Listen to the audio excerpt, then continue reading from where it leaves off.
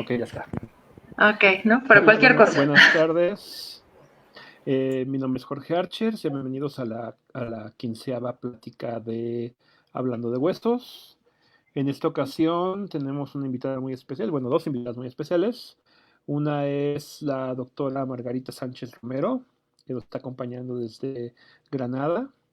Y bueno, ayudándonos a comentar y en la cuestión de aquí logística también en la plática. Tenemos a la maestra Marta Alfaro, que igual nos acompaña desde La Paz, de Baja California. Bueno, pues bienvenidas. Igual como todas las dinámicas, o como casi siempre, vamos a pasar las preguntas al final de la plática para que les puedan responder. Y bueno, pues en este caso, Marta, si quieres. Ok, pues antes que nada, muchas gracias. Muy buenas días aquí en América, muy buenas tardes allá en el continente europeo. Pues como ya nos mencionó ahorita Jorge, en esta ocasión tenemos el honor y el privilegio de compartir este espacio con la doctora Margarita Sánchez Romero. Ella es profesora titular del Departamento de Prehistoria y Arqueología de la Universidad de Granada. Tiene una amplia y grande trayectoria académica, ha realizado estancias de investigación y docencia en universidades de países como Noruega, Finlandia, Reino Unido, Cuba, Argentina y Chile. En 2006 recibió el premio a la trayectoria de jóvenes investigadores del Consejo Social de la Universidad de Granada. Fue directora del Instituto Universitario de Estudios de la Mujer de la Universidad de Granada entre 2008 y 2010. También fue directora general de Bienes Culturales de la Consejería de Cultura de la Junta de Andalucía entre 2010 y 2012. En la actualidad coordina el grado de Arqueología de la Universidad de Granada. Su interés académico y la mayoría de su obra se centra en líneas de investigación como arqueología de la infancia, arqueología de las mujeres y las relaciones de género, arqueología del cuerpo. Es autora, editora y coautora de más de 100 artículos y capítulos de libros en inglés y en español de importantes revistas y editoriales internacionales.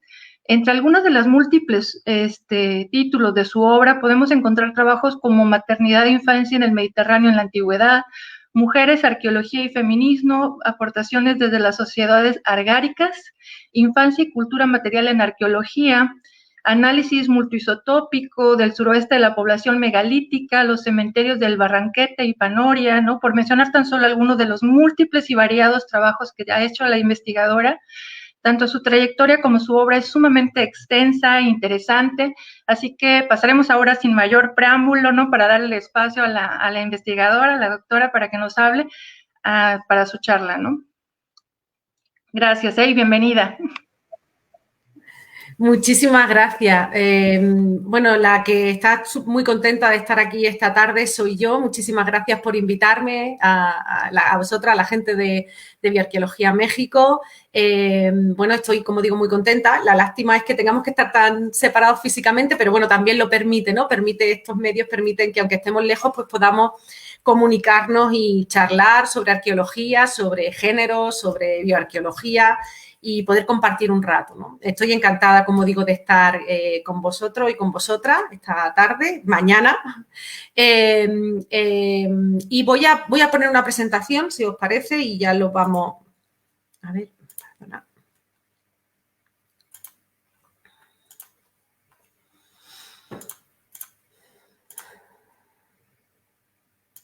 Bueno, creo que se ve, ¿verdad? Lista. Bueno, fenomenal. Pues bueno, como decía, pues estoy encantada de estar aquí y voy a contaros un poco el resultado de forma y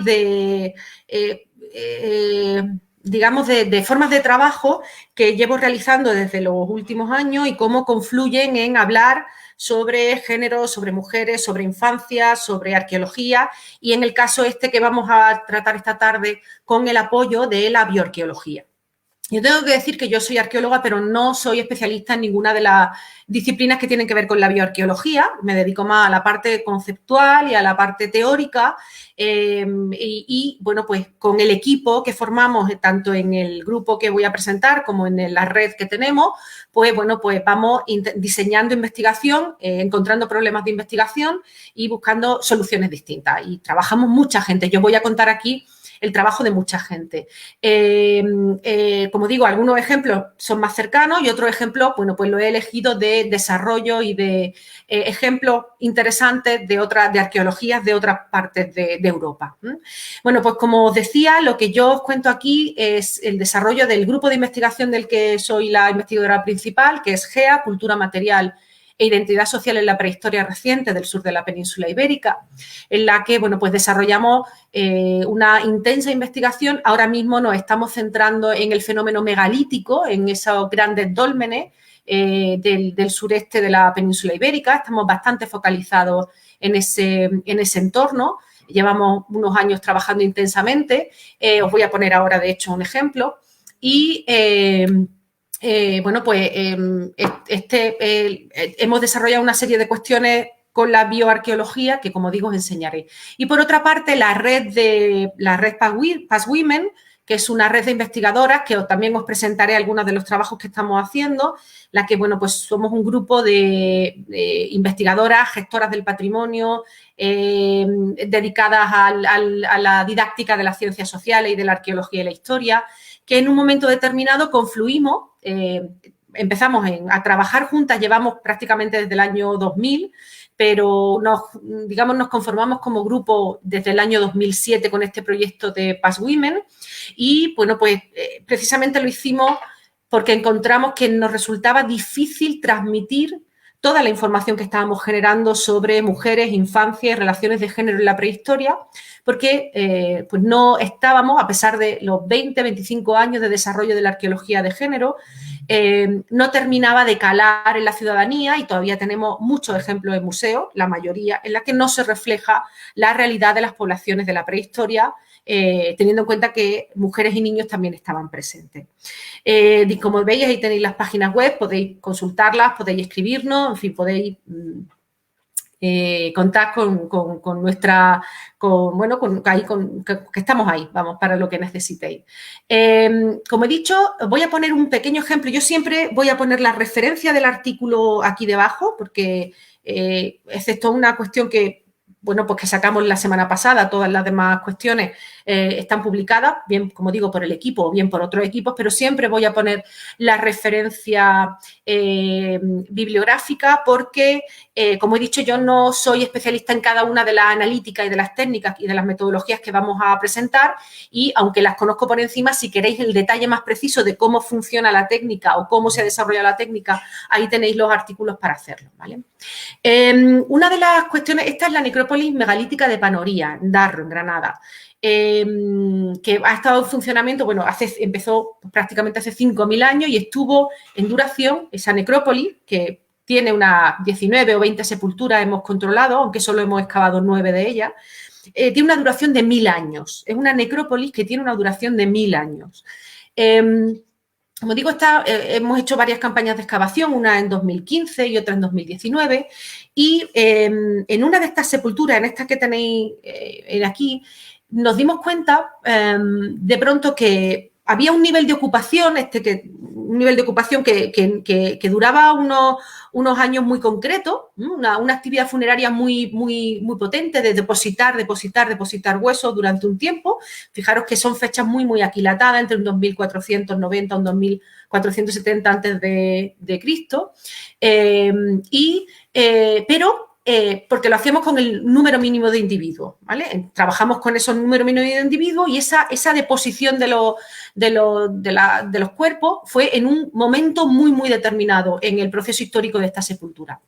Pero resulta que en el proceso de excavación lo que sí encontrábamos era un montón de dientes, de elementos dentales, que no correspondía, era demasiado número de dientes para la cantidad de población que teníamos enterrada y que nos hizo preguntarnos en un segundo momento, después de haber datado, precisamente para tener la idea de cuál había sido el momento de la deposición, una vez datados esos cuerpos dijimos, vamos a datar los dientes a ver si es que son más antiguos o son de esa misma deposición. ¿Qué nos va a dar? ¿Qué información nos van a dar esa datación a través del carbono 14 con la corrección de la estadística bayesiana con los dientes? Bueno, pues lo que nos dieron los dientes es que los dientes que habíamos estado datando estaban en 700, eran 700 años más antiguos, entre un 3200 y un 3100 antes de Cristo.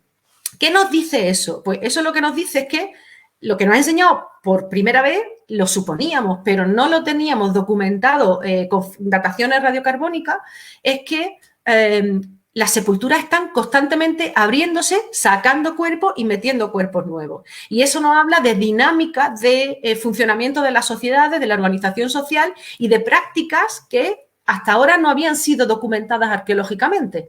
Pero fijaros cómo una sepultura que nos puede parecer que corresponde a un solo momento de ocupación y además bastante bien aquilatado en el tiempo, resulta que es solamente lo que lo que hacemos si miramos una vez, si miramos 2 veces, si miramos 3 veces y analizamos esa cultura material que tenemos, esos restos antropológicos, nos da una información tremenda porque nos está diciendo que esta sepultura en realidad al menos estuvo en uso durante 700 años y en esos 700 años las sepulturas se abrían, se sacaban huesos, se metían otros nuevos, se volvían a sacar y eran, bueno, pues no son compartimentos estancos, sino que eran tumbas que el tránsito entre la vida y la muerte era muy constante. Bueno, pues esto es solo uno de los ejemplos que estamos trabajando. Nosotros trabajamos desde aquí, desde Granada, trabajamos con la Universidad de Tübingen, con una compañera que tenemos allí, con Marta Díaz Zorita, trabajamos con Glasgow también, con uno de los institutos de arqueología, sobre todo para el tema de las dataciones de Glasgow, y vamos configurando equipos internacionales dependiendo de la necesidad de investigación que tengamos en cada momento. Yo ahora me voy a centrar especialmente en la arqueología de género, en por qué hablar de arqueología de género y por qué esas metodologías, esas analíticas, esas técnicas nos ayudan a sustentar nuevos discursos sobre las mujeres en el pasado. Voy a mirar la hora porque no quiero pasarme mucho, que yo soy mucho de hablar. Vale.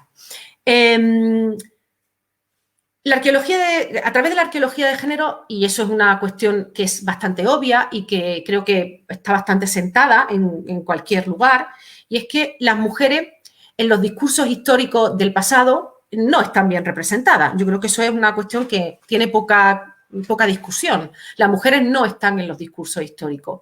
Están excluidas porque no aparecemos o, en el caso de que aparezcamos, estamos sumamente estereotipadas. Es decir, siempre aparecemos en los mismos papeles, siempre aparecemos en las mismas categorías, siempre aparecemos pues, relacionadas únicamente con el ámbito doméstico o con el ámbito de la maternidad o con el ámbito de la sexualidad, pero con muy poco estudio de fondo de lo que significa, por ejemplo, la maternidad o lo que significa el trabajo relacionado con la domesticidad, etcétera, etcétera. Es que tanto las mujeres como las actividades que realizan, esas experiencias, esas actividades, esos conocimientos de las mujeres a lo largo de toda la historia han desaparecido de los discursos históricos, están vetados en los discursos históricos, no están.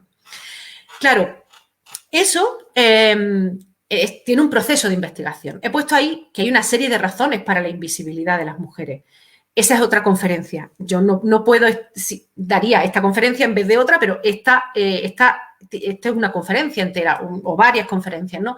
De cuáles han sido las razones históricas para la invisibilización de las mujeres, sobre todo desde que la arqueología se configura como disciplina científica en el siglo XIX. No como práctica, porque la práctica arqueológica es mucho más antigua, pero sí como disciplina científica, que surge en el XIX con unos condicionantes políticos, sociales, económicos, muy concretos, que hacen que se genere una serie de intereses y una serie de miradas sobre el pasado que ha costado mucho romper en este siglo y medio casi, ¿no? que llevamos de disciplina arqueológica.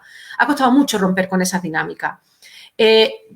Por simplificar, podríamos decir que la historia en su mayor parte la han escrito los hombres y que, por tanto, lo que han mirado en ese pasado son las cuestiones que les interesaban como hombres para explicar la sociedad en la que vivían. Y eso excluye a las mujeres y en un círculo vicioso en el que las mujeres están excluidas porque no hacen trabajos importantes, porque no tienen una experiencia que aporte realmente a las sociedades y esas actividades están, están mal miradas porque las hacen gente que no tiene conocimiento, no participa de manera real en las poblaciones, en las sociedades del pasado, no tiene un papel central, de manera que no salimos del círculo. Actividades no importantes porque las hacen gente no importante porque hace actividades que no son importantes. Claro, como digo, esas razones para la invisibilidad, pues podríamos construir una conferencia en la que, bueno, pues se explique esto, ¿no? Lo que sí, como digo, en este breve resumen que he hecho de esas razones para la invisibilidad, la arqueología de género detecta ese problema de investigación, las mujeres no están presentes y se articulan procesos de investigación. El primer proceso que tenemos que hacer, aparte, como he dicho, de intentar descubrir cuáles son esas razones para la invisibilidad, si elimina esos sesgos de partida, puedes construir un conocimiento pues mucho más centrado y mucho más... yo nunca diré, puedes conocer la verdad de lo que pasó, porque creo que en historia hay pocas verdades, pero sí que podemos acercarnos más a la realidad de lo que pudieron ser esas sociedades en el pasado. Para eso, como digo, hay que hacer una reflexión teórica y hay que hacer una reflexión conceptual. De manera que tenemos que repensar las categorías de análisis histórico que hemos utilizado hasta el momento. Categorías de análisis histórico que están basadas sobre todo en un uso del tiempo determinado, hacemos una arqueología y una historia que es una historia política y no una historia de la cotidianidad, y por tanto pues ahí hay que revisar esos elementos conceptuales, y también hay que revisar, por ejemplo, el concepto de tecnología. ¿Qué entendemos por tecnología y por qué hemos decidido que las mujeres estén fuera de lo que es el proceso técnico o la tecnología en el discurso histórico? Bueno, pues eso, como digo, son elementos que hay que repensar, que hay que mirar, que hay que ampliar o considerar una definición más amplia de lo que es, por ejemplo, como digo, la tecnología, y hay que revisar y entender que a lo mejor mirar o usar otros tiempos a la hora de contar la historia también nos puede dar interesantes resultados. Yo voy a hablar sobre todo de una categoría de análisis histórico, que es la categoría de actividades de mantenimiento, que precisamente se generó con esa intención, con la intención de situar las mujeres y las actividades a las que tradicionalmente se ha asociado en el centro de la explicación histórica. Y para eso utilizamos aproximaciones metodológicas desde la bioarqueología, que creo que, como digo, es un elemento de importancia, porque, bueno, pues esas hipótesis que tenemos o esas realidades que entendemos que estaban ahí, las podemos contrastar y las podemos observar con la aplicación de metodologías relacionadas con la bioarqueología. Bien, ¿qué entendemos en esa idea de las actividades de mantenimiento? ¿Qué entendemos por las actividades de mantenimiento y por qué es tan importante configurar una categoría de análisis histórico que las defina?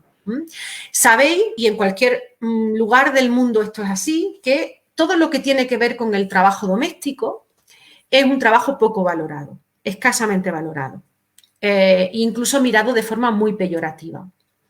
Pero si realmente nos ponemos a analizar críticamente lo que significa el trabajo doméstico, nos damos cuenta de que esas actividades de mantenimiento que tienen que ver, como pongo ahí en grandes rasgos, las actividades de la salud y del cuidado del cuerpo, las actividades relacionadas con el abastecimiento, el procesado de alimentos, las actividades relacionadas con la adecuación de los espacios de vida, por ejemplo, con procesos de higiene y limpieza, o todo lo que son las actividades de socialización de los individuos infantiles.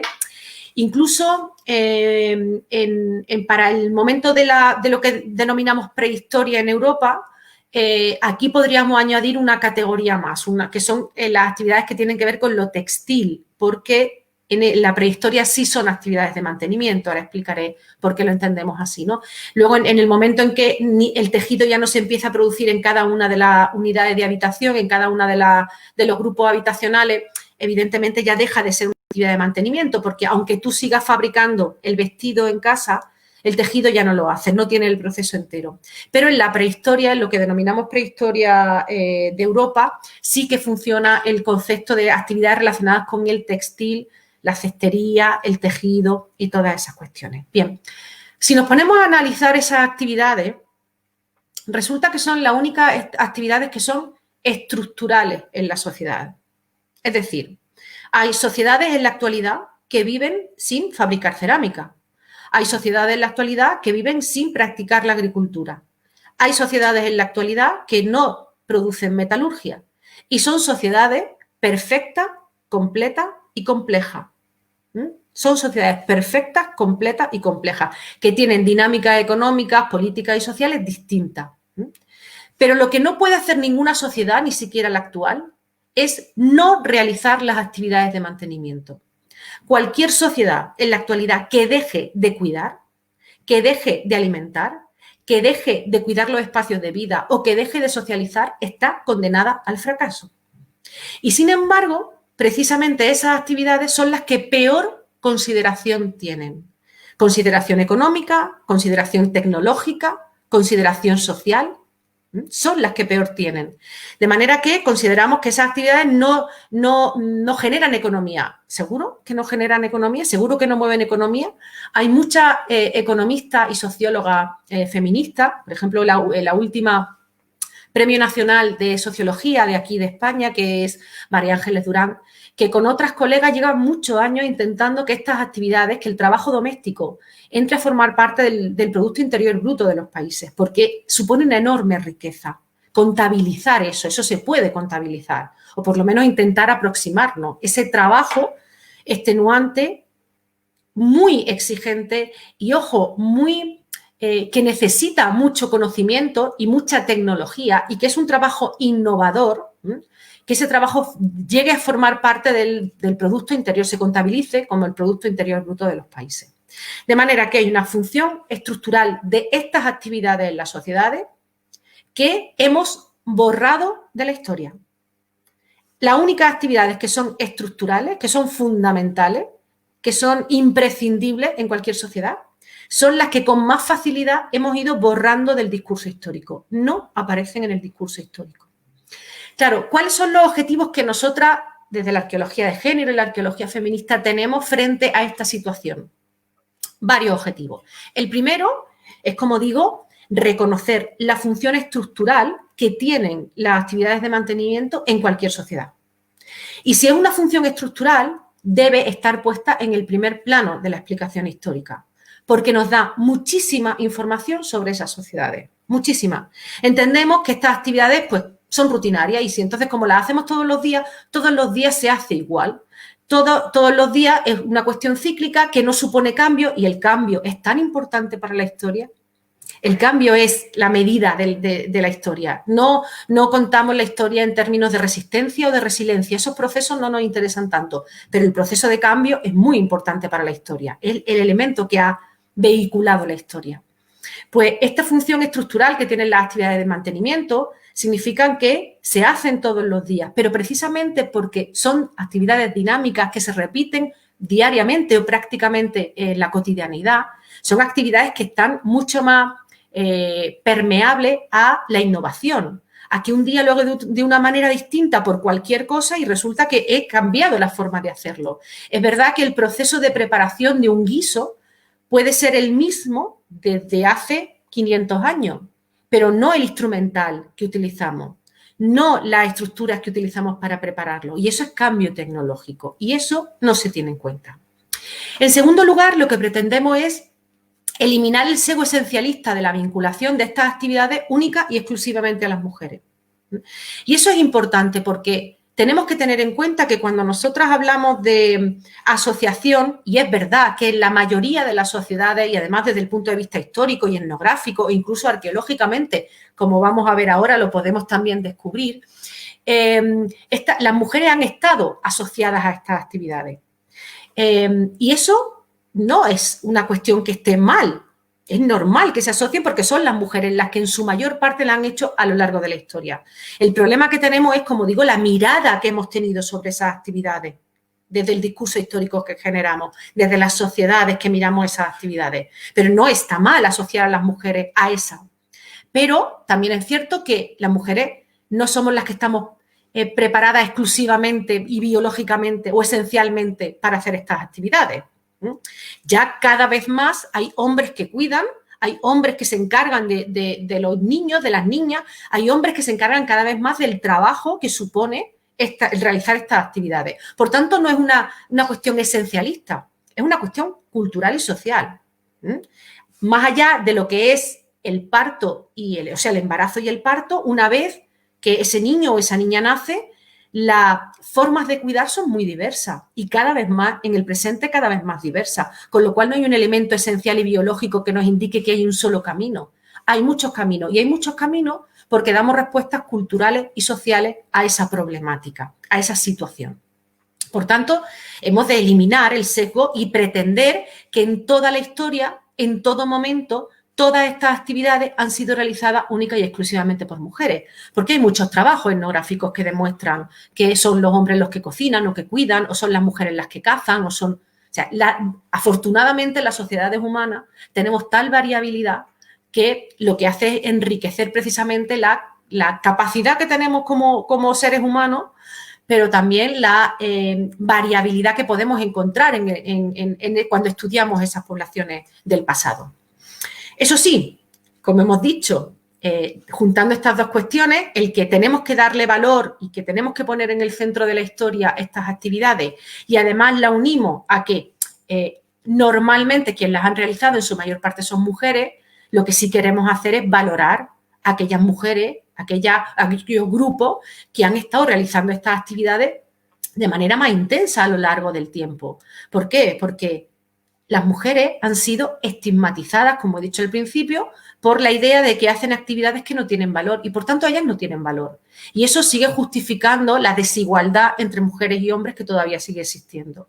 Si entendemos estas actividades que son estructurales, que generan economía, que tienen innovación, que tienen creatividad, que usan tecnología, si las consideramos y los ponemos en el centro de la explicación histórica, y conocemos toda aquella aportación que nos pueden dar y lo importante que ha sido en esas sociedades, tendremos que empezar a considerar que aquellas, normalmente mujeres, como digo, pero no siempre, pero aquellos grupos humanos que han hecho esas actividades deberían también tener otra consideración histórica. Bueno, pues digamos que este es el marco general de las actividades de mantenimiento, ¿no? Y de la importancia que queremos darle a estas cuestiones, ¿no? Claro, ¿de qué manera podemos investigar esto en el registro arqueológico? Pues igual que investigamos cualquier otra actividad. Es decir, el registro arqueológico es el que es y nos habla de metalurgia igual que nos habla de producción de alimentos y nos habla de socialización igual que nos habla de ritual funerario. O sea, eso está todo ahí. Lo que pasa es que tenemos que cambiar, en principio, las preguntas que hacemos. Tenemos que cambiar las preguntas. Si no cambiamos las preguntas, no vamos a obtener respuestas distintas. Tenemos que preguntar cosas diferentes. Tenemos que preguntarle a ese registro arqueológico por las mujeres. Tenemos que preguntarle a ese registro arqueológico por esas actividades. Y una vez que hayamos hecho esas preguntas, que hayamos considerado esas preguntas, tenemos que buscar la forma de contestarlas. Y para eso, como digo, pues tenemos algunas de esas cuestiones. Para, sobre todo, en principio, visibilizar esas actividades que están en el registro arqueológico o para considerar la carga de trabajo y la carga de esfuerzo físico o para considerar el cambio tecnológico que suponen también en muchas ocasiones. Y para eso, como digo, utilizamos, yo me voy a centrar en estos minutos en los elementos que tienen que ver con la bioarqueología, pero hay otras muchas formas de acercarse también a ese conocimiento, pues las representaciones iconográficas, el propio estudio del espacio y de la distribución del espacio y de cómo el espacio doméstico tampoco es un unicum, sino que el espacio doméstico cambia mucho a lo largo de las culturas y, por tanto, está señalándonos tipos y comportamientos humanos distintos. En fin, que hay muchas cosas que mirar, ¿no? Yo lo que, como digo, estando en el foro en el que estoy, pues lo que voy a poner de manifiesto cómo precisamente pues la bioarqueología está ayudándonos a conformar, a darle cuerpo metodológico y cuerpo de cultura material asociada a ello en los últimos años. Como digo, esa aproximación metodológica que es la bioarqueología, bueno, pues la vamos a ver. Yo solamente voy a poner, iba a poner un ejemplo más, lo he pensado esta tarde y se me ha olvidado, pero lo voy a mencionar de todas maneras. Pues la antropología física, el estudio de los isótopos, el ADN, el análisis de contenido y voy a contaros uno más, aunque no lo he incluido ahí, pero lo contaré, que es el estudio de las huellas dactilares en pinturas rupestres, ¿vale? Que es un estudio que acabamos de publicar además no hace poco tiempo y que, bueno, pues es un ejemplo que también os quería poner y que finalmente no sé por qué no lo he metido, pero os lo voy a contar. Y aquí, pues, ¿qué tenemos? ¿Qué objetivos tenemos con esos distintos tipos de acercamientos metodológicos? Pues evidentemente conocer sexo y edad, que es lo que llevamos conociendo pues prácticamente desde que la antropología física se configura, ¿no? Pues elementos relacionados con el sexo y edad y elementos que hemos ido pudiendo reconstruir a través del estudio de los huesos como el esfuerzo físico que se realiza, la enfermedad o el tipo de trabajo. De eso derivaremos a esas actividades de mantenimiento. Igualmente, al visibilizar estas actividades de mantenimiento, vamos a ser capaces de entender otras formas de organización social, ¿vale? Vamos a hablar incluso del concepto de familia al final de la conferencia, ¿no? De lo que entenderíamos como un grupo familiar. Bien, empezamos por los estudios antropológicos. Y este, como digo, es uno de el único ejemplo que voy a traer que no tiene referencia bibliográfica porque lo he traído porque precisamente el otro día las compañeras que estudian los restos antropológicos de esta necrópolis de Panoría que os he mencionado anteriormente, justo pues bueno, lo vieron y me lo comentaron y dije, bueno, pues yo creo que esto merece la pena que entre, ¿no? En esta conferencia sobre bioarqueología. Aquí lo que tenemos es un número que está muy tiene un importante traumatismo, pero que ha empezado a su recuperación. Es decir, claramente se ha recuperado esa persona después de ese fuerte traumatismo que la inmovilizó de manera importante. Claro, aquí podemos ver la enfermedad, pero también estamos viendo de manera secundaria, pero que está ahí, el cuidado.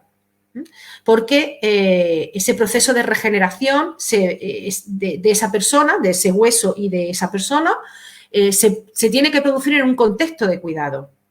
Esta persona recibió los cuidados necesarios para empezar la recuperación y para que esa inflamación, esos dolores asociados, seguramente fueran aliviados y tratados de forma adecuada. El conocimiento de las plantas y de los recursos medicinales, vegetales, es muy antiguo y eso pues lo sabemos todos, ¿no?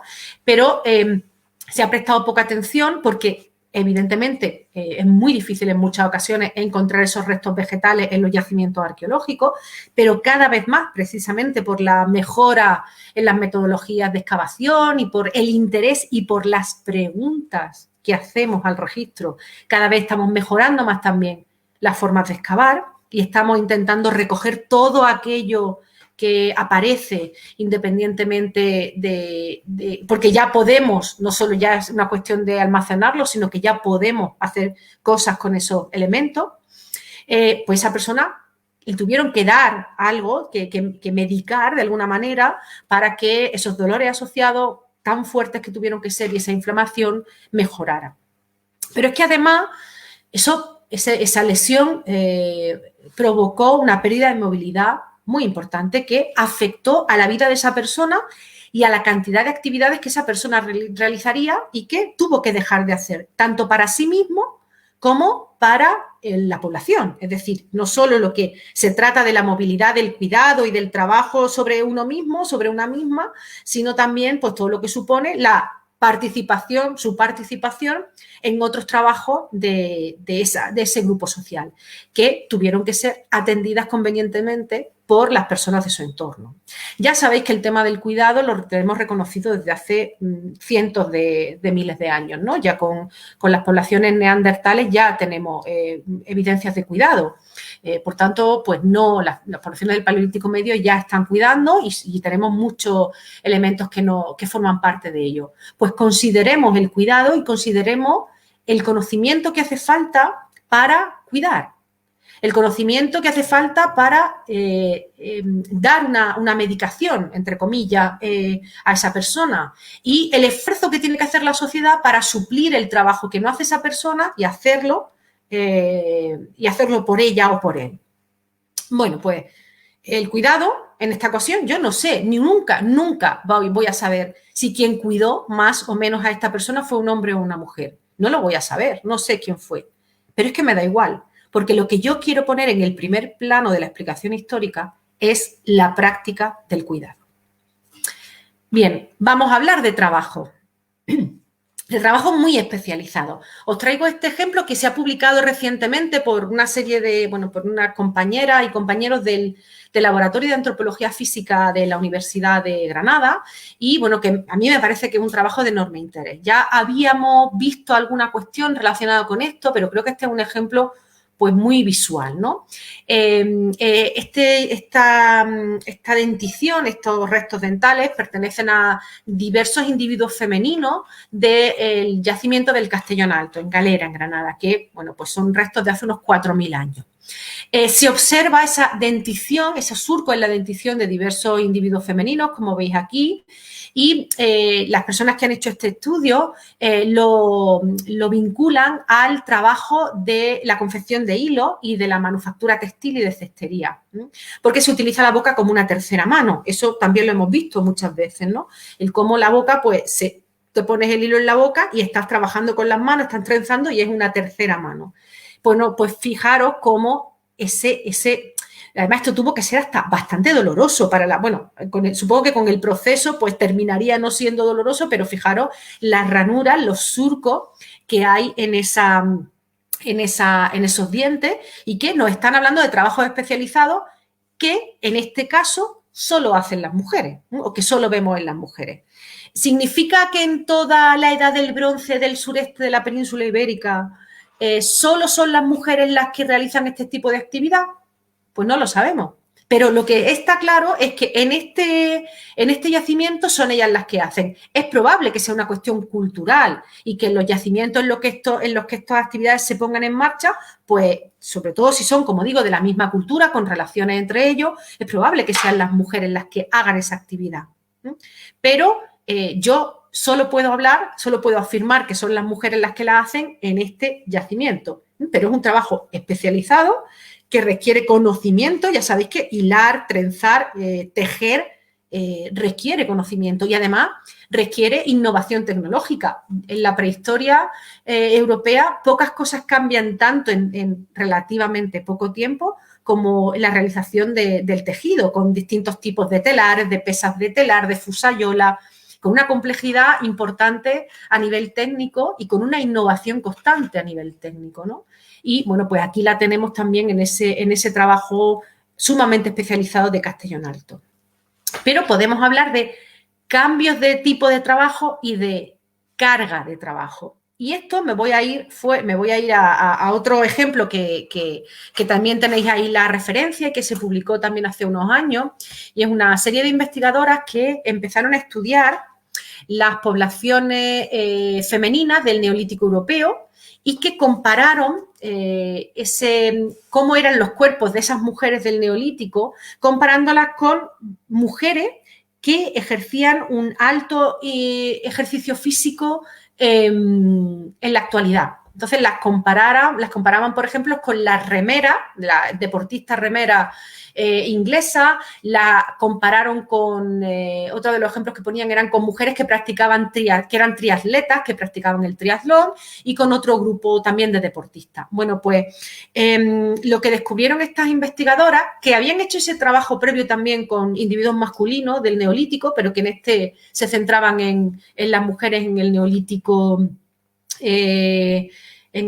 europeo, lo que vieron es que la relación entre el húmero de los brazos y la tibia, había una relación de fortaleza en los brazos y de menor fortaleza en las piernas, solo se explicaba por una carga de trabajo muy intensa en las extremidades superiores, muy intensa. Y eso es un cambio que produce el Neolítico, es el trabajo que supone el Neolítico y el trabajo que supone todos esos nuevos, entre comillas, trabajos, como plantar y recolectar las cosechas, procesar el alimento, acarrear agua para el ganado, el tratamiento de las pieles, todos esos elementos en los que en la mayoría no hace falta una enorme movilidad, pero que hace falta mucho esfuerzo físico con la parte superior del cuerpo. Os traigo un ejemplo muy típico y que eso existe en todas partes del mundo, que son los molinos en los que, bueno, con su metate, con su piedra de molino, que eso es un esfuerzo físico muy importante. La mayoría de las poblaciones en el mundo en la actualidad, su mayor aporte alimenticio viene de los cereales, pero el cereal, el grano, hay que molerlo, si no, no lo puedes consumir. Luego lo puedes preparar en diferentes formas, pero si no mueles el grano, no puedes comer, no puedes ingerirlo. Y por tanto, o es muy difícil ingerirlo, ¿no? Y por tanto tienes que molerlo. Y tienes que hacer trabajos como el de esta señora que está aventando, es decir, limpiando el cereal, que es una movilidad de los brazos. Y tienes que ejercer la movilidad de la parte superior del cuerpo, aunque en el caso de los molinos, pues vemos que la enfermedad o la mayor carga de trabajo cuando a la hora de moler, pues sabéis que en los dedos de los pies, las rodillas, las lumbares, los codos y las muñecas. Bueno, pues eso, por ejemplo, para las sociedades de la Edad del Bronce que hemos estado hablando antes, esa relación entre esos puntos y las malformaciones y el daño en esos puntos nos indica que son las mujeres las que están moliendo, al menos en las sociedades argáricas. Con lo cual, pues también tenemos una prueba ahí de un trabajo de las mujeres que es muy extenuante, que requiere mucho esfuerzo y que requiere mucho tiempo también, ¿no? Bueno, pues hay una variedad de morfologías óseas que nos están enseñando que las mujeres cambiaron radicalmente las formas de trabajo desde las sociedades cazadoras-recolectoras, yo diría las sociedades recolectoras-cazadoras, a las sociedades sedentarias, las sociedades agrícolas y ganaderas. Cambiaron las formas de trabajo y para ellas también cambió la carga de trabajo. Bien. ¿De qué más podemos hablar cuando hablamos de mujeres y de sociedades? Y como digo en este punto, relacionándolos con las mujeres. Pues podemos hablar de movilidad. Otro elemento también que no ha sido relacionado con las mujeres, porque parece ser que históricamente, o hemos entendido que históricamente quienes se han movido han sido los hombres, porque eran los comerciantes, los viajeros, el ejército, los diplomáticos, eran todos hombres los que se movían y por tanto toda la transmisión de conocimiento o de tecnología o de elementos culturales, pues siempre como que se ha puesto en manos masculinas porque eran los que se movían, porque las mujeres estaban en el espacio doméstico. Bueno, pues os traigo un ejemplo muy bonito que seguramente conocéis, el de la mujer de Egbert, en Dinamarca, enterrada hace unos 3.400 años, y que, bueno, que tiene, como veis, una conservación espectacular, el ataúd en el que estaba enterrada, que nos ha permitido la reconstrucción. Bueno, pues es que casi no hace falta ni reconstruirlo, es decir, que esté pues con su cinturón, su faldetilla, su camisola, sus botas, el ajuar que conservaba 23 centímetros de pelo, de manera que, bueno, que nos ha proporcionado una información muy interesante. El análisis, la aplicación y las sinergias establecidas entre métodos biomoleculares, bioquímicos y geoquímicos nos ha permitido reconstruir la movilidad y la dieta. Aquí vamos a hablar sobre todo de movilidad, ¿no? Y ahora os pondré un gráfico muy chulo. Tenéis también ahí las referencias de Caterina Frey, Caterina Margarita Frey, que es la directora del Museo de Dinamarca. Y que, bueno, pues que lo que indican los estudios es que, por ejemplo, esta mujer en sus 2 últimos años de vida viajó al menos 2 veces entre el sur de Alemania y Dinamarca. Ella, lo que nos señala el estudio es que cuando era pequeña, y entonces para ello pues se ha utilizado el primer molar, que representa ese periodo perinatal entre el nacimiento y los 3 primeros años, lo que nos dice el estudio de los isótopos es que vivió en el sur de Alemania, probablemente en la zona de la Selva Negra. Entonces tenemos ese primer periodo de su vida en la que, como digo, vivió en la Selva Negra. El pelo, los 23 centímetros de pelo, teniendo en cuenta que vamos estudiando casi a centímetro por mes, representan los 23 últimos meses de vida de esta mujer. De manera que sabemos que la movilidad de esa mujer en los últimos 23 meses hizo que, por eso sabemos que se movió al menos durante 2 veces entre el sur de Alemania y Dinamarca.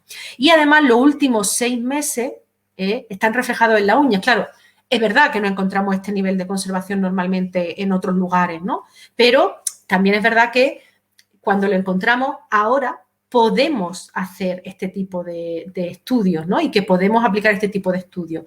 De manera que los últimos 6 meses están relacionados con el lugar de enterramiento. Fijaros cómo es que casi nos acercamos a la biografía de personas concretas. Esto es el gran salto que ha dado la arqueología en los últimos años, el ser capaces de hacer biografías casi de esas personas y de eliminar o de intentar evitar esas metanarrativas que en muchas ocasiones hacemos, ¿no? Como que podemos explicar todo el neolítico de la misma manera. Bueno, pues es que ni siquiera podemos explicar el neolítico en un sitio de la misma manera.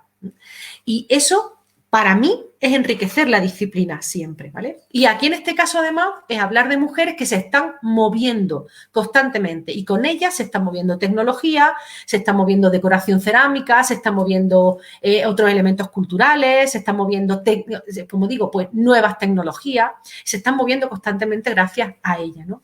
Y además otra cosa que demuestra, y lo demuestra este maravilloso ataúd, es que esta mujer era extranjera, venía de otro lugar distinto. Y, sin embargo, las formas de enterramiento demuestran que es una persona absolutamente asumida y aceptada y tratada dentro de su población. De hecho, si no tuviéramos la capacidad de ver esos elementos relacionados con los 2 últimos años de su vida o con los primeros años de su vida, entenderíamos que es una mujer de alto rango que es del poblado. Bueno, pues fijaros lo que nos enseñan, ¿no? Que en esta población es una mujer extranjera, absolutamente aceptada, extranjera en los términos en los que se podría, al menos de otro lugar, ¿no? Completamente aceptada y asumida por la población que la entierra con, bueno, pues con todo el boato que corresponde a su rango. Bien, pues hablamos, como digo, de movilidad. Pero podemos seguir hablando de esas actividades de mantenimiento también, ¿no? Voy poniendo ejemplos de distinto tipo. En este caso, os traigo un pequeño ejemplo, pero hay muchos ejemplos ya cada vez más y también del análisis de los isótopos estables, en este caso relacionados sobre todo, en el caso anterior la movilidad, sabéis que son los isótopos de estroncio que se quedan en los dientes de la formación, como habéis visto en el ejemplo, ¿no? Y que cuando lo comparamos con la fauna contemporánea del momento y del lugar en el que fue enterrada, pues eso es lo que nos permite compararlos, ¿no? En este caso, para el tema de la lactancia, tenemos que recurrir a los isótopos de nitrógeno. Y sabéis que cuando las criaturas, los niños y las niñas solamente reciben la leche de la madre, solo se alimentan a través de la lactancia materna, presentan unos patrones muy, muy enriquecidos de nitrógeno. De hecho, están por encima de la línea son supracarnívoros, podríamos decir, ¿no? Porque están por encima de lo que son los omnívoros, de la línea de la que son los omnívoros, ¿no? Y esos niveles empiezan a cambiar y empiezan a descender a medida que vamos introduciendo otros alimentos del mundo adulto hasta que pues, se sitúan en los mismos niveles que el mundo adulto. En esa explicación general de cómo nos interesa este yacimiento que os traigo. Porque en este yacimiento, que es la Motilla del Azuer, que también de la Edad del Bronce en la zona de La Mancha, del centro de la península ibérica, hace unos 4.200 años, pues resulta que las investigaciones nos permitieron entender que había una serie de niños que tenían muchos problemas de salud. Una serie de niños y niñas que tenían muchos problemas de salud. Y claro, cuando tú tienes una criatura con 3, 2 años y medio, 3 años, 4 años, inmediatamente, y tiene problemas de salud y te lo encuentras que han fallecido y por problemas de salud, rápidamente lo primero que te sale decir es decir, bueno, esto es porque el cambio entre la alimentación de la materna y la alimentación de adulto, es decir, en el destete, justo ahí, pues claro, no pudo superar, hay problemas metabólicos, hay problemas de condiciones higiénico-sanitarias, en fin, y eso es lo que hace que el niño muera. Pero claro, el estudio de los isótopos de nitrógeno de sus dientes nos permitió saber que estaban enfermos, pero que el nivel del nitrógeno, de los isótopos de nitrógeno, era muy alto. O sea, que no era porque no se alimentaran con leche materna. Lo que hemos entendido en este caso es que esos niños, esas niñas, estaban enfermos, no por cuestiones relacionadas con la alimentación, sino porque probablemente por causas endógenas o por otras causas, eran niños que estaban enfermos, pero con enfermedades no relacionadas directamente con la alimentación. Y la lactancia fue utilizada como elemento medicinal, es decir, se les dio durante mucho más tiempo que a otros de su misma edad, se les siguió dando de mamar, precisamente porque lo que interesaba era que se fortalecieran, intentaban utilizar la lactancia como elemento medicinal para sacar adelante a estas criaturas. De manera que fijaros qué interpretación más distinta, de entender que esos niños han muerto porque ya no reciben lactancia materna, a entender que esos niños, aunque estuvieran enfermos, siguieron recibiendo la lactancia materna precisamente porque lo que intentaban eran que sobrevivieran. De manera que, fijaros, nos presenta una situación completamente distinta, ¿no? Y aquí también nos permite reconocer que la lactancia tiene elementos biológicos, evidentemente muy importantes, pero que está llena de decisiones sociales y culturales. Decidir quién va a seguir con la lactancia y quién no, o en este caso tenemos este ejemplo, o hay otras sociedades en las que lo que se decide es quién se desteta antes, si son las niñas o son los niños. Y eso pues también en función de la sociedad y en función, como digo, de decisiones sociales, incluso políticas, la lactancia también impregna esto. Porque claro, tendemos a entender que todo lo que tiene que ver con la maternidad, con la lactancia, con todo esto son procesos muy naturales, muy esenciales a las mujeres que prácticamente no hay que explicar porque son naturales y entonces como son naturales no necesitan explicación. Y tenemos que entender que todo, desde el parto, cómo se produce, cómo se lleva el embarazo, cómo se produce el parto, cómo se alimenta a esos niños, cómo se cuida, cómo se producen los procesos de destete, todo eso está lleno de decisiones políticas, económicas y sociales. Pero es que además también lo está de decisiones tecnológicas, como os voy a enseñar en el siguiente ejemplo. Os traigo, en el caso del análisis de contenidos cerámicos, os traigo un ejemplo de la edad del bronce, está entre la edad del bronce y la edad del hierro en Europa, en la Europa central. Hay un proyecto muy chulo que ha llevado a cabo una investigadora austriaca, Katharina Ribey-Salipure, que es la que tenéis aquí como segunda firmante, ha tenido un proyecto europeo sobre maternidad, sobre la maternidad en la prehistoria en la zona del centro de Europa. Y entre una de las cosas que han estado haciendo, en el proyecto es intentar detectar, pues eso, cómo se produce a nivel tecnológico y cómo se crean y se generan nuevos objetos precisamente para, por tanto, se innova y se utiliza la creatividad para alimentar a esos niños, ¿no?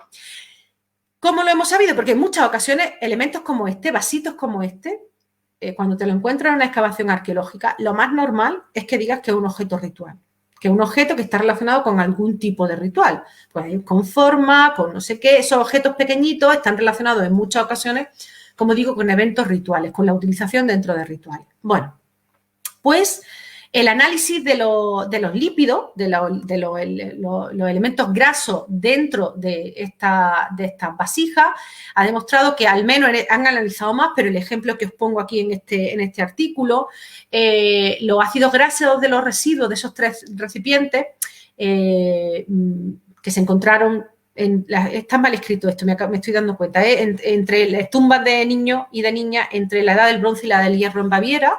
Resulta que lo que tenían dentro eran productos lácteos derivados de rumiantes, es decir, leches de cabra, de oveja y de vaca, que se utilizan como sustitutivo de esa leche materna en el proceso de destete de los niños, ¿no? Incluso pues se hizo un ejemplo, aquí tenéis un bebé alimentándose de uno de estos vasitos, ¿no?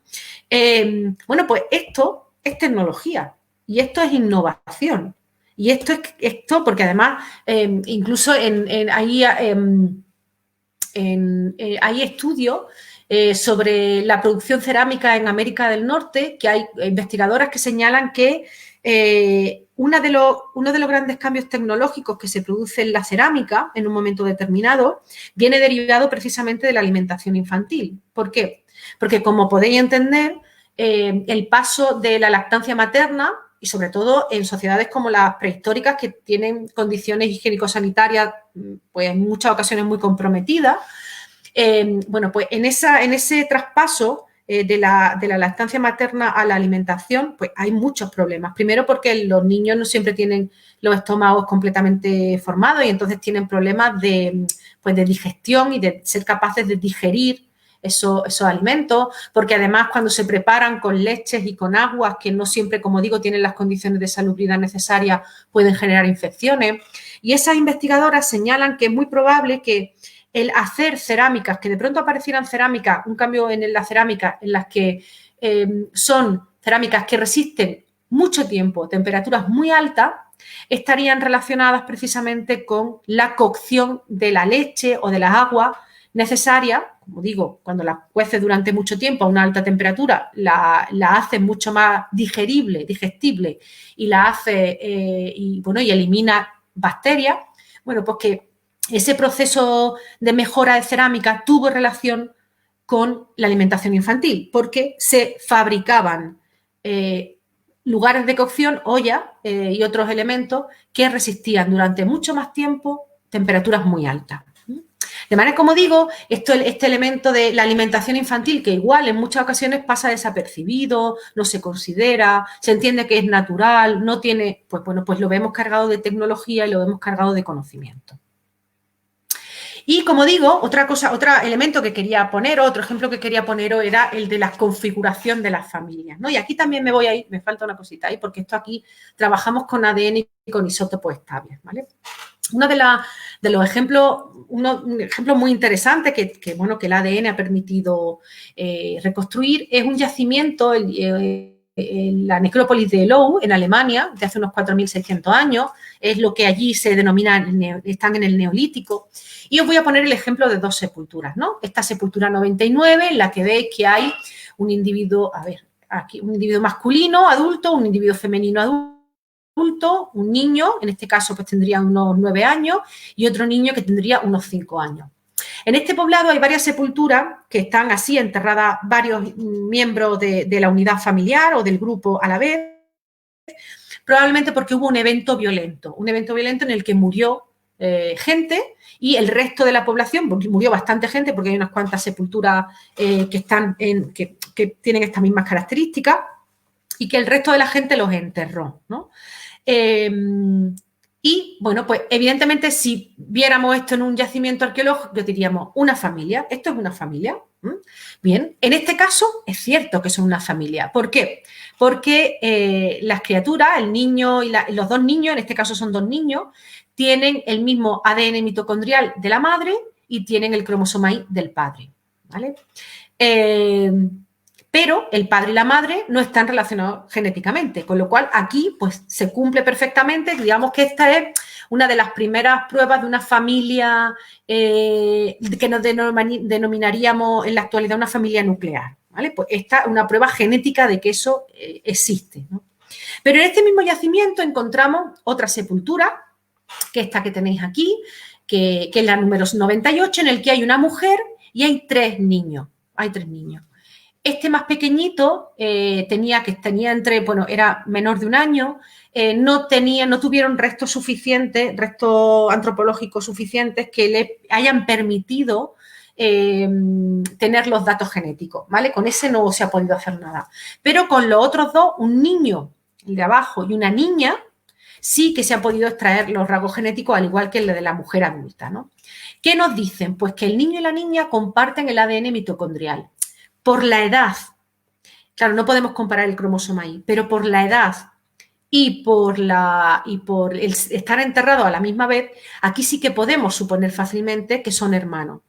Claro, si nosotros no hacemos el estudio de ADN, podemos decir, pues esto es una madre con sus 3 hijos o una hermana mayor con sus 3 hermanos. Bueno, pues en este caso esta mujer no tiene ningún vínculo genético con los 2 niños.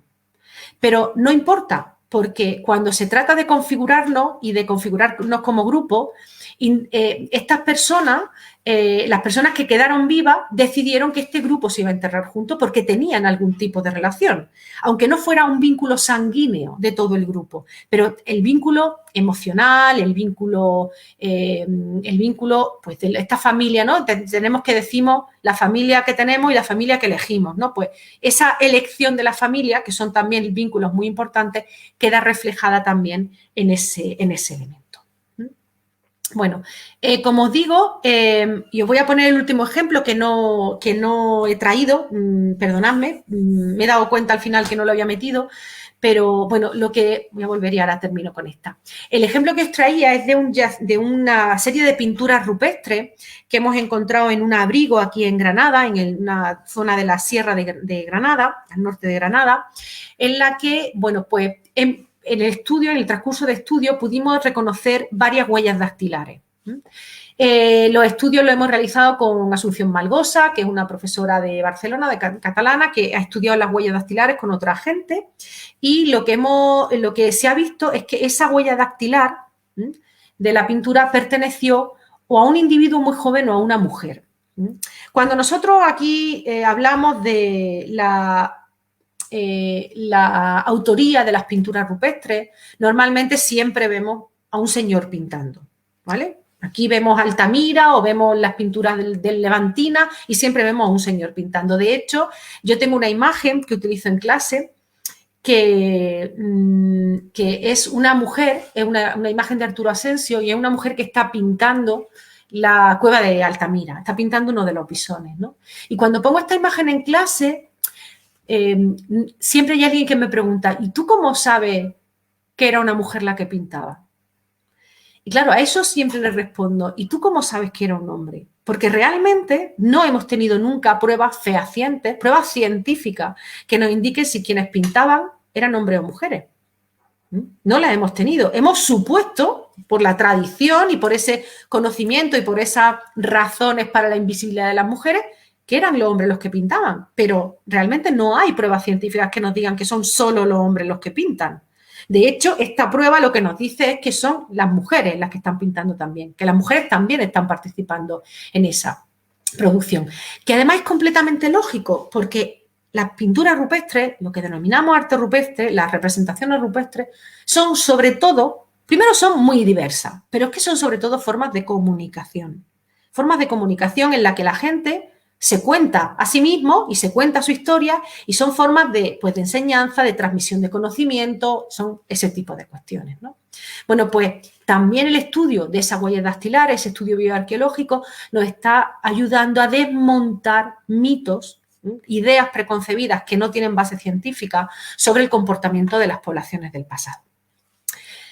Bueno, pues para terminar lo que quería era enseñaros, bueno, pues que esta es la realidad de las poblaciones del pasado, una realidad diversa, una realidad en la que se cuida, en la que se cocina, en la que se teje, en la que se entierra, en la que se cura, en la que se muele, en la que se amamanta. Esta es la realidad. Estos son una serie de representaciones, de dibujos que precisamente, como he dicho al principio, tenemos en nuestra web, en pastwomen.net, en las que lo que hacemos es hacer ese recorrido, porque, como digo, nos dimos cuenta de que la investigación que realizábamos no llegaba a los museos, no llegaba a las revistas de divulgación, por supuesto, no llegan los libros de texto, no llegan los libros de texto ni de primaria ni de secundaria, ni siquiera llegan los manuales. Y dijimos, bueno, pues si nadie lo hace por nosotras, tendremos que ser nosotras las que generemos estas imágenes para que la gente disponga de otras imágenes a la hora de contar el pasado, ¿no?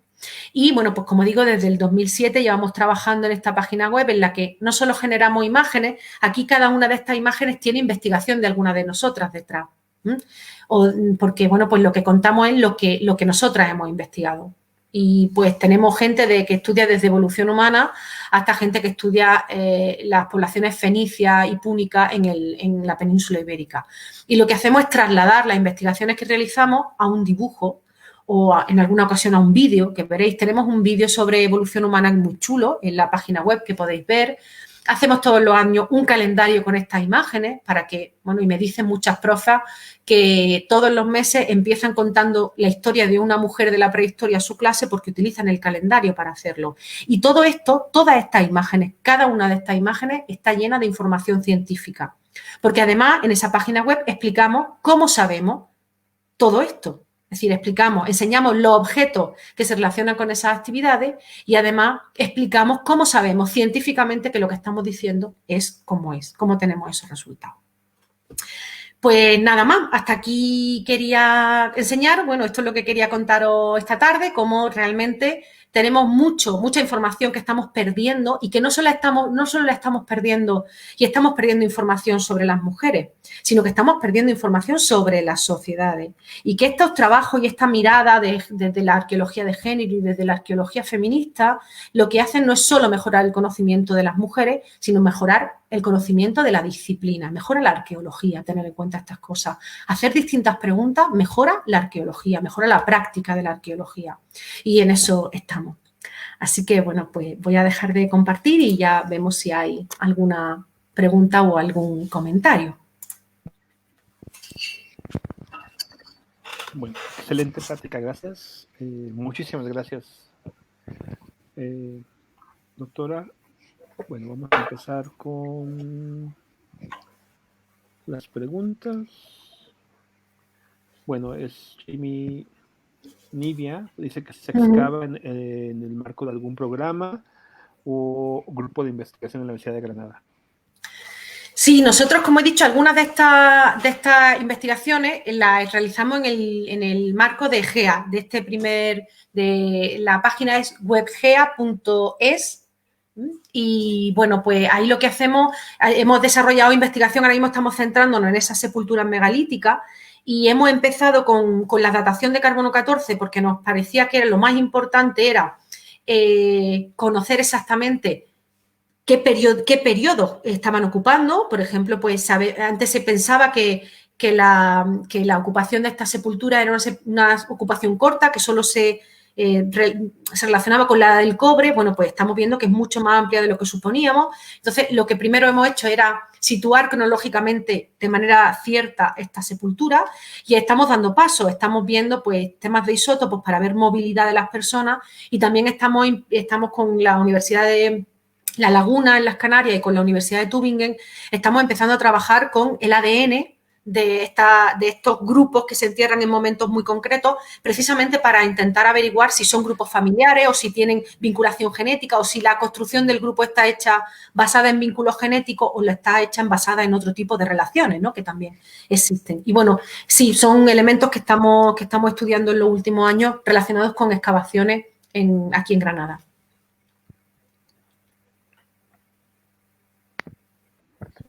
Ok, tenemos también saludos desde El Salvador, ¿no? Joya de Serena, ha sido estudiado, dice, desde el punto de vista de género, súper interesante.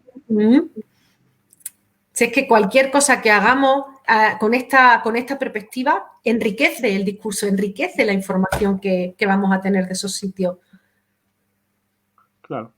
Bueno, aquí un saludo del Centro de Antropología de la Mujer. Un placer escuchar a nuestra colega y amiga Margarita Sánchez. Saludos desde la Ciudad de México. Un saludo, Cris, y a todas las compañeras. Estuve en el 18, estuve allí, bueno, disfruté muchísimo de México y, bueno, les mando un saludo muy fuerte a todas las compañeras. A ver, tenemos Ixel Chagoya, ¿no? Excelente conferencia, felicidades a la doctora Margarita. Me quedó la duda de cómo se pudo determinar la diferencia de sexo entre los niños de la sepultura 98, ¿no? Del sitio de Eulau. Porque se utiliza el ADN. Porque es la única forma que tenemos ahora mismo. Sabes perfectamente que uno de los grandes problemas que tenemos con el desarrollo de la arqueología de la infancia surge vinculada a la arqueología de género. Es decir, cuando nos ponemos a ver a las mujeres, resulta que vemos a los niños que tienen alrededor, ¿no? Y que han estado vinculados. Entonces, la arqueología de la infancia surge ligada a eso. Y sabéis que, claro, en antropología física relacionada con la infancia tenemos como dos grandes problemas, ¿no? O dos grandes elementos que tendremos que ir resolviendo. Por una parte, cuando son niños muy pequeños podemos determinar muy bien la edad, pero muy mal el sexo. Y cuando van creciendo y ya se han formado todos los huesos, podemos identificar muy bien el sexo, pero tenemos problemas con la edad, que es el gran problema, ¿no? Entonces, ahora mismo la única forma que tenemos de conocer, hay estudios, pero claro, cuando a mí me dicen tienes un 60% de posibilidades de que sea un niño o una niña, a mí eso no me vale. Es decir, prefiero no saberlo, ¿sabes? Porque el 60%, si me dices que un 80%, pues sí, vale. Pero un 60%, ¿y con qué metodología? Como que no lo termino de ver.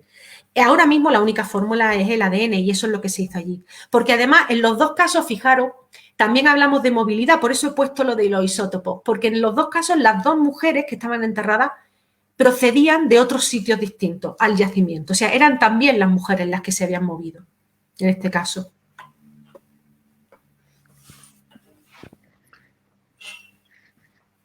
Muy bien. Juana Roca Márquez dice que el tema del feminismo, tanto en la antropología como en la arqueología, hace cuánto está trabajando en la UDG en cuanto al tema del Universidad de Granada, y en tanto al interés generado un nivel de Granada y nivel de España. Saludos de la Ciudad de México.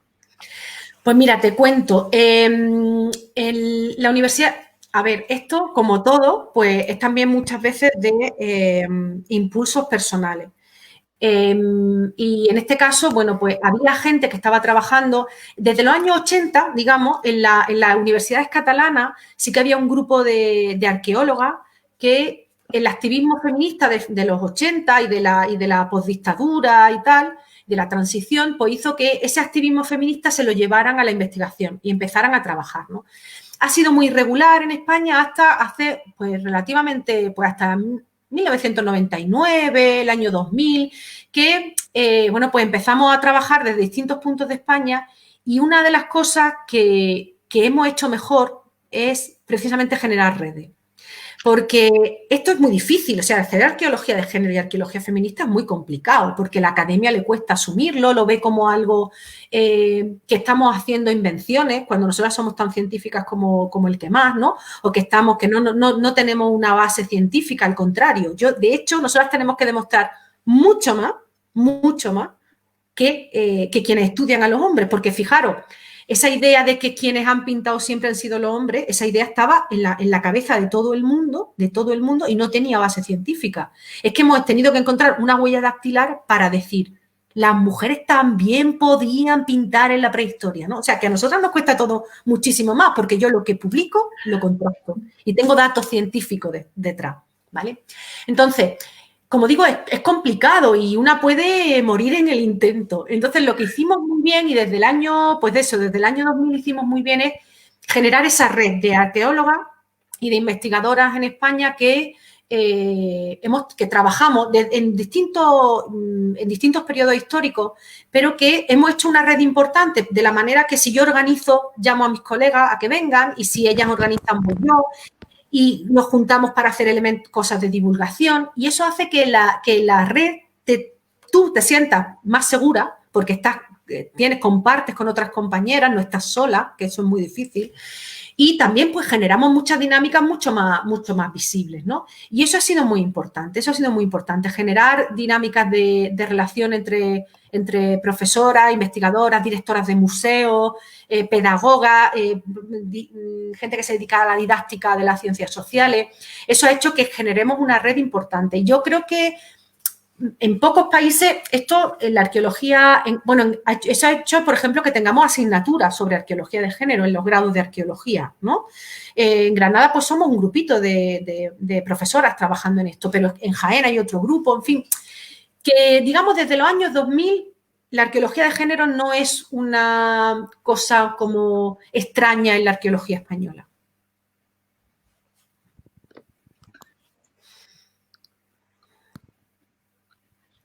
Hay una pregunta de Laura Arcos. ¿Hay manera, dice, de identificar sexualmente a los individuos intersex? Bueno, con los individuos intersex tenemos diversos problemas dependiendo del tipo de intersex, ¿no? Entonces eso es yo no soy especialista y no me voy a meter mucho en eso, pero claro, es que no solamente son el cromosoma, el gonadal, entonces hay muchas condiciones ahí. Yo realmente no sé si... Creo que a nivel antropológico, de antropología física, sería muy difícil comprobarlo, pero no lo sé. No lo sé. Si vosotros, oye, que esto es un diálogo, si tenéis más respuestas, dadlas vosotros, ¿no? Pero es que, claro, el intersex son muchos condicionantes distintos, no solo uno. Bueno. Creo que no hay más preguntas por el momento. Bueno, pues fenomenal. Vamos a pasarlas a, Daniela, a ver si hay otra por acá. Solo tenemos la evidencia geológica y es difícil. Eso. Solo pruebas de ADN, ¿no? Y con las pruebas de ADN lo que sea genético, lo que sea cromosómico, pero si no, pues tampoco.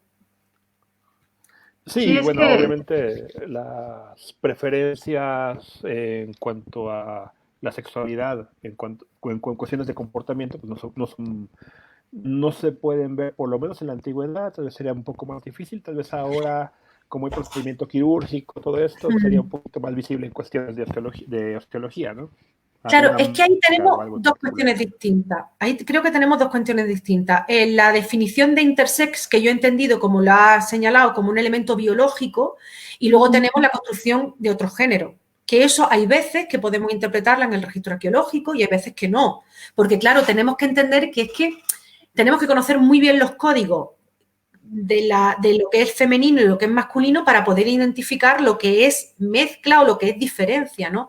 Pero todavía la construcción de terceros géneros a través de la cultura material y de la posición del cuerpo, pues con mucho conocimiento sí que podríamos identificarla. Pero claro, el intersex desde el punto de vista biológico, pues bueno, tiene otra problemática, sí.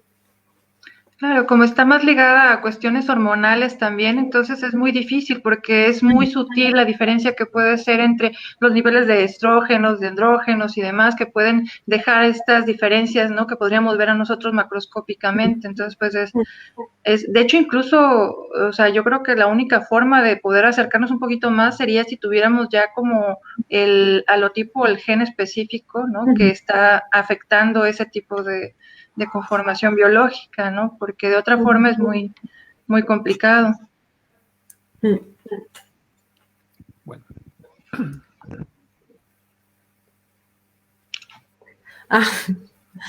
Bueno, pues mira, yo tengo página en academia.edu y ahí está todo, te lo puedes descargar todo. Y luego también en nuestra página web, en webgea.es, ahí también tenéis información de lo que hacemos en el grupo y de lo que hago yo especialmente en el grupo dedicada a la arqueología de género en la infancia. Efectivamente, esa es. Muchas gracias. Ahí tenéis la información del trabajo que hago yo, digamos, dentro del grupo. Y luego, si pones también la de pastwomen.net, pues también te lo agradezco, que es esa página relacionada más con la difusión y la transferencia de conocimiento y la socialización de la información sobre arqueología de género y de la infancia. También la tenéis ahí. Sí, ahora le pongo. Muy bien, gracias. Ya unas cuantas preguntas más. Hay como 3 más.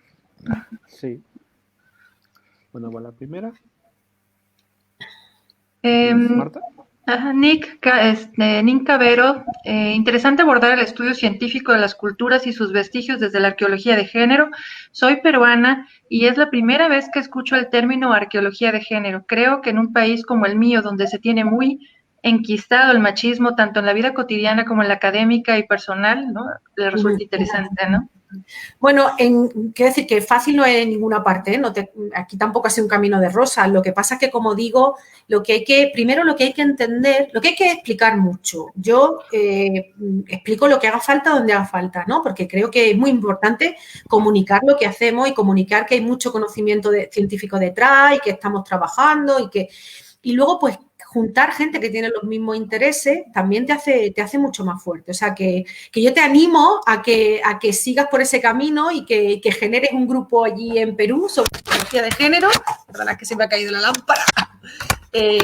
Sobre arqueología de género que se pueda trabajar en ese sentido. ¿Eh? Bueno, una pregunta de nuestra compañera que también colabora aquí en la página. Dice, gracias por la charla. Comentario y pregunta. Me parece importantísimo considerar la perspectiva de género en los estudios antropológicos porque visibilitan muchísimo los papeles y personajes que se habían ignorado a lo largo de la historia. Sin embargo, da la impresión de que muchas veces estas historias no se les trata como parte de su contexto y se les juzga como con los contextos actuales. ¿Cuál es su opinión con respecto a esto? A ver, es imposible tratar la historia, pero ni de mujeres ni de cualquier otro tipo, sin ese carácter presentista que tenemos en el presente. O sea, yo no voy a negar esa realidad, ¿no? Pero yo siempre digo y entiendo que en ciencia y en arqueología y en investigación en arqueología tenemos que trabajar con un parámetro fundamental que es la honestidad. y entender que yo estoy trabajando desde el presente y que estoy mirando sociedades del pasado, que precisamente lo que me está enseñando la arqueología de género es que hay una enorme variabilidad y que las cosas no son siempre como entendemos desde el presente, ¿no? Precisamente eso ha sido lo que ha cercenado el discurso histórico, porque en el 19, cuando se plantea el estudio de esas sociedades del pasado, se hace desde la perspectiva del siglo XIX. ¿Qué me interesa a mí en el siglo XIX? Cómo se producen los procesos de industrialización en Europa, cómo se producen los procesos de industrialización, cómo se están produciendo, cómo se están generando los nuevos estados después de la guerra napoleónica y cómo entiendo la idea de nación buscando en el pasado, y eso está presente ahí siempre, ¿no? Entonces, en esta perspectiva, precisamente lo que hace la perspectiva de género es abrir el campo y decir, ojo, que no todo es como, no podemos traspasar nuestros papeles al pasado de forma directa. Tenemos que ver qué elementos son disonantes con el discurso que hemos hecho y hacer discursos nuevos, ¿no? Pero es evidente, ¿por qué me interesan las mujeres en el pasado? Evidentemente me interesan las mujeres en el pasado porque me interesan las mujeres del presente. Sus condicionantes, cómo están miradas, cómo se ha conceptualizado su trabajo en el presente. Y para ello digo, ojo, vamos a vernos en el pasado si lo que estamos trasladando es esa idea de que esto, chicas, ha sido así siempre, ha sido así desde la prehistoria, así que no tenéis mucha más salida, ¿no? ¿Qué son los picapiedras? Sino en la idea de que la construcción de familia nuclear y de reparto de roles han sido así desde el principio y serán así para siempre. ¿Es eso? Bueno, pues yo me voy a la prehistoria, que es mi ámbito de trabajo, a decir, ¿esto realmente es como nos lo han pintado desde el presente? Vamos a ver qué significa la alimentación infantil, vamos a ver qué significa el cuidado, vamos a ver qué significa la preparación del alimento y vamos a desmigar eso y a construir de otra manera, ¿no? Claro. Okay. Tive Mexley, saludos desde México. ¿Qué hay de mujeres que aparecen en los libros antiguos donde estos libros los han escrito, pero hablan de esas mujeres que le enseñaron el conocimiento, la magia, el código de las plantas, esas mujeres que quedaron embarazadas y parieron gigantes? ¿Hay información de ellas? Saludos, perdón, es que no puedo leer bien. Que quedaron embarazadas y parieron gigantes. ¿Hay información de ellas? Saludos. Yo, desgraciadamente, no tengo información de esa cuestión, ¿no? No tengo información.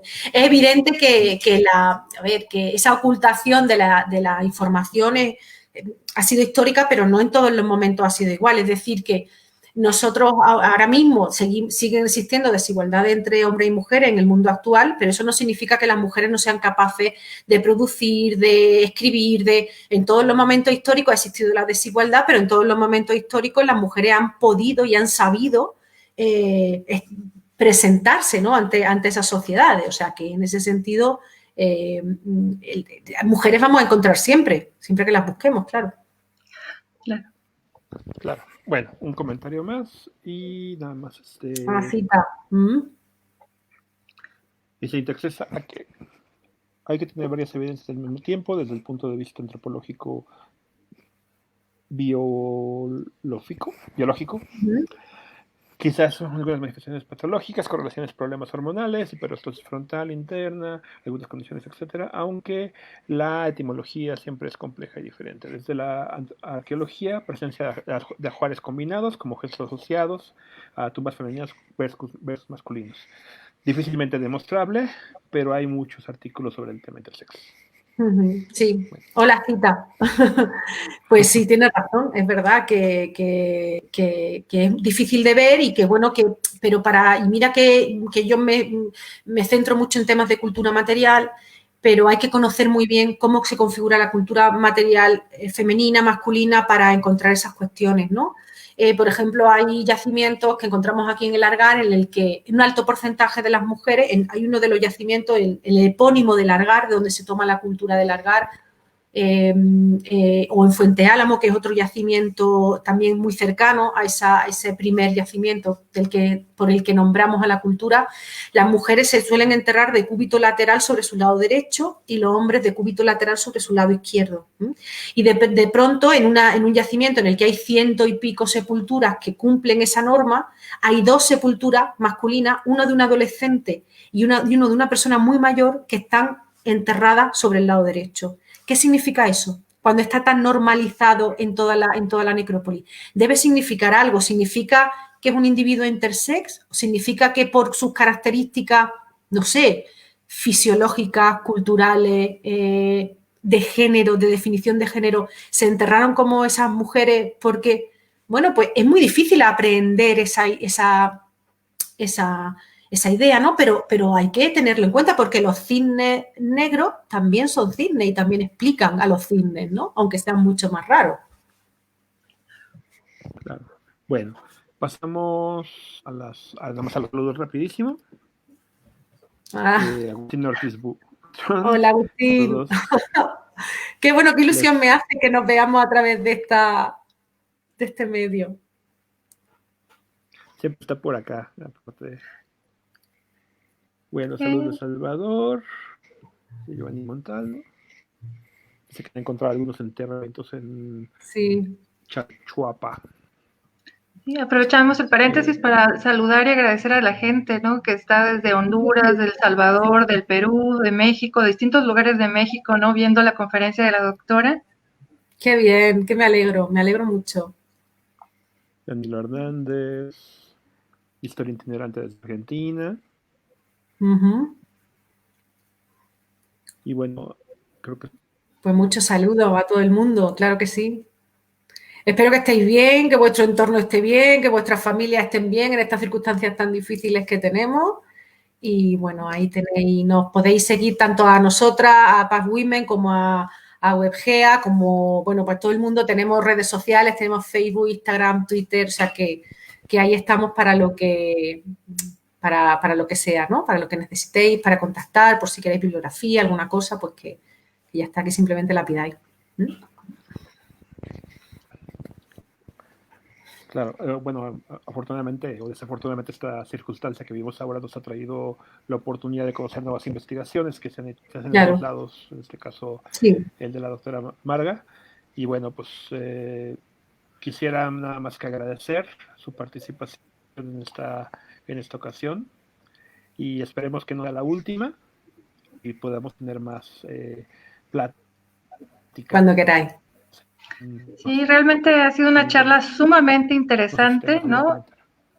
Ajá, que nos deja pues reflexionando mucho, ¿no? Acerca del enfoque tradicional que manejamos en nuestras interpretaciones y el impacto que tienen las investigaciones o que pueden tener las investigaciones del pasado en la cultura y en el enfoque de género actual que vivimos como sociedad, porque al visibilizar o poner más atención a los elementos, ¿no? Del pasado y de los individuos que han estado invisibilizados, mujeres, ancianos, niños y demás, pues también estamos reconstruyendo o reedificando la historia, ¿no? Entonces, eso también puede tener un impacto muy positivo, ¿no? En la forma en la que nosotros actualmente como sociedad vivimos el género, ¿no? Las cuestiones de género. También me parece sumamente maravilloso y valioso, ¿no? Todo este trabajo interdisciplinario, ¿no? Que se hace en el estudio de las poblaciones del pasado, es realmente un gran esfuerzo, ¿no? Y ahorita la charla que la doctora nos hizo el honor de compartirnos ahorita con nosotros, ¿no? Generosamente, nos deja ver eso, ¿no? Que realmente el estudio del pasado es tan complejo que únicamente si hacemos equipos interdisciplina o transdisciplina podemos acercarnos un poco para unir estos pequeños elementos o piezas de este rompecabezas, ¿no? Del pasado y poder tener una imagen más clara, ¿no? Acerca de las sociedades antiguas, ¿no? Así que muchas gracias, ¿no? Ha sido un placer de veras tenerla aquí. Gracias siempre a vosotros, siempre. Un saludo muy fuerte. Igual, gracias a Granada. No sé si es correcto, doctora. Permítame un segundo. Bueno, muchas gracias. Esperemos nos vemos la próxima semana y que tengan buena tarde.